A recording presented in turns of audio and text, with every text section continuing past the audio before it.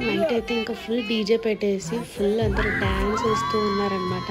ఇంకా మా యానివర్సరీ కదా, ఇక్కడ వచ్చిన వాళ్ళైతే మమ్మల్ని వదలలేదు అసలు, ఖచ్చితంగా డ్యాన్స్ వేయాల్సిందే అని అన్నారు. సో మేము కూడా ఇంకా వెళ్ళేసామన్నమాట. Enjoyed a lot, the best anniversary అని అయితే చెప్పచ్చు.